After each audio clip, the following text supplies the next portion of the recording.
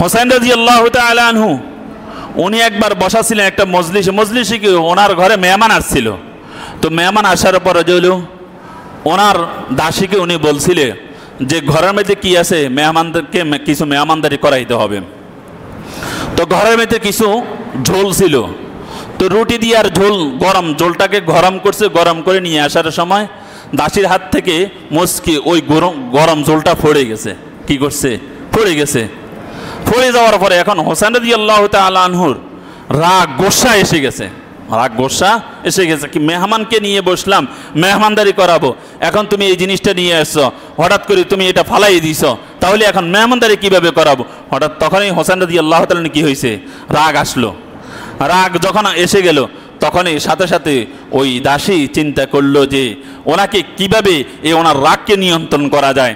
সাথে সাথে উনিও জানতো যে আখলাকে আজিমাটা তাদেরকে আল্লাহ পাক রব্বুল আলামিন উম্মতে মুহাম্মাদিয়াদেরকে শিক্ষা দিয়েছিল, যার কারণে উনি ওইখানেই আল্লাহ পাক রব্বুল আলামিন আয়াতটা হোসেন রাদিয়াল্লাহু তাআলা আনহুকে স্মরণ করাইয়া দিলেন। কি স্মরণ করাই দিয়েছেন? প্রথম বলছে ওয়াল কাযিবিনাল গায়জ। যখন এই কথাটা বলছে তখন এর সাথে সাথে দাসী যখন বলছে তখন এর সাথে সাথে ওনার রাগকে উনি নিয়ন্ত্রণ করে ফেলছে। কে? হোসেন রাদিয়াল্লাহু তাআলা আনহু। এরপরে যে বলছে ওয়াল কাযিবিনাল গায়জ ওয়াল আফিনা আনিন নাস। দ্বিতীয় পর্যায়ে বলছে যে আপনার তো রাগ নিয়ন্ত্রণ হয়েছে, ওয়াল আফিনা আনিন নাস। আল্লাহ পাক রব্বুল আলামিন কোরআনের মধ্যে বলছে মানুষকে ক্ষমা করতে হবে। তাহলে আমি যখন আপনার অধীনে আছি আপনি আমাকে ক্ষমা করে দেন। কাকে বলতেছে? হযরত হোসেন রাদিয়াল্লাহু তাআলা আনহুকে বলছে। তখন এর সাথে সাথে হোসেন রাদিয়াল্লাহু তাআলা তাকে কি করে দিলেন? ক্ষমা করে দিলেন। শুধু তাই নি, এর পরের মেজদাকে আল্লাহ পাক রব্বুল আলামিন আয়াতের পরের মেজদাকে বলছেন আল্লাহ ইন্নাল্লাহা ইউহিব্বুল মুহসিনিন। ইন্নাল্লাহা ইউহিব্বুল মুহসিনিন। আল্লাহ তাআলা যাদেরকে ওই সমস্ত ব্যক্তিদেরকে ভালোবাসে যাহারা আল্লাহ পাক রব্বুল আলামিনের বান্দাদেরকে ভালোবাসে। আল্লাহ পাক রব্বুল আলামিনের বান্দাদেরকে কি করে? ভালোবাসে।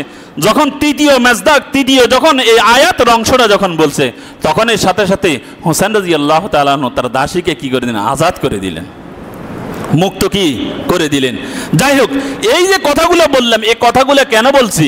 এই কথাগুলো বলছি এই কারণে যে আল্লাহর হাবিব রাসূল পাক সাল্লাল্লাহু আলাইহি ওয়াসাল্লামকে উত্তম আদর্শ শিক্ষা দিয়েছেন। আর সেই উত্তম আদর্শের ভিতরে সবচেয়ে বড় যে আদর্শবান বানাইয়েছেন, সবচেয়ে বড় যে আদর্শ শিক্ষা দিয়েছেন সেটা হলো আখলাকে আজিমা, মানে মহান চরিত্র। মহান কি? চরিত্র।